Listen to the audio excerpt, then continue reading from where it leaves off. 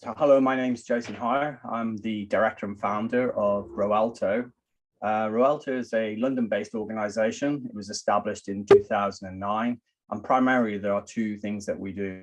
One is to help people work more collaboratively, and the other is to visualize their data and information so they can make decisions more easily and uncover insights to really help guide the discussions and make more informed decisions.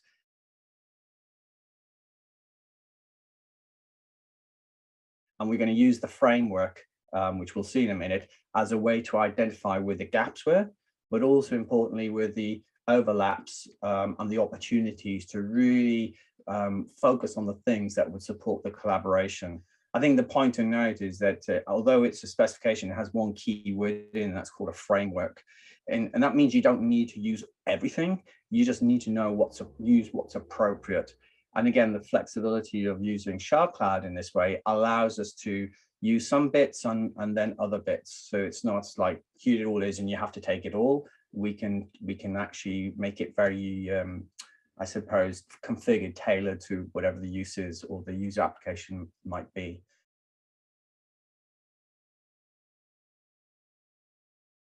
And the two things I saw was, one, people were trying to make decisions with insufficient or inaccurate or poor quality data. And it was coming from multiple sources. It was spreadsheets, it was PowerPoints, it was emails, it was reports from other people. And you had apples, bananas, and pears.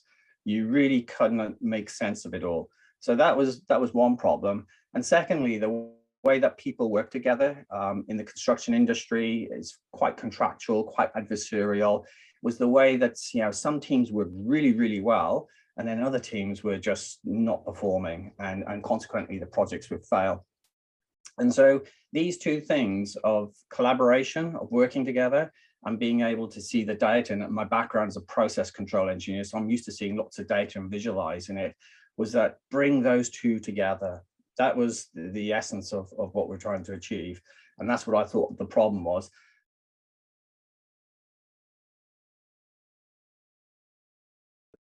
Okay, so here on the ISO 40001 collaboration gap analysis, this we kind of got a steps as we go through.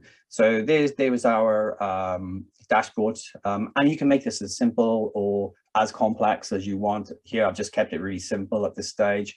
The same functionality is still available. We can still go into things and have a look and see what the clause is, what's the evidence, the relationships, the status, tasks that we need to do within that, for example.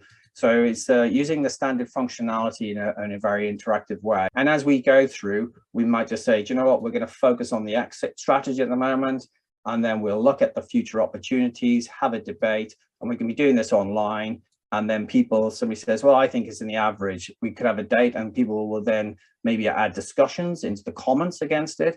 And as we go along, we say, actually, we think it's really a poor. So again, that way to interact is just like as if we were in the wall with Post-it notes, sticking things on. In this case, you don't have to write them out. We've done that all for you. We set the template framework. So together, no matter where you are in the world, you can be joining in and moving it. And once we've kind of done that process, some of the things that are really good about it is that you do those kind of workshop and they go, okay, so what's next? Well, first of all, you kind of get the gap analysis results. So I've just done a very simple column chart, just showing again each of the categories. I can click on to say, well, what's the 6 that we're looking for in the knowledge that are red, and then when I go into them, I can actually find out what the issue is, for example, within that. Because the last part of it is, now that we've got all the clauses and we've kind of graded them, we can actually now create our collaboration roadmap. So you've kind of done the gap analysis in part 1. In part 2, we're doing the roadmap. And then what we can do is we can assign people to them. As I said earlier on, we can obviously extend dates. We think that's going to take longer. That's fine, okay. Or if I want to scroll up, and I think that we can start something, oh, that's too early, we need to move that back down low. So again, that way of interacting, we're co-creating the collaboration plan. We can switch on the relationships, for example, and I might actually say there is a relationship between X, Y, and Z. So you can see I've got some here already. So I can actually click on that and I can see that awareness is collected to each of these, for example. And they could be cross relationships. So if I might look at resources and competencies, for example, I could say that it's linked to maybe organizational focus, for example. So now I know there's a relationship into that one as well.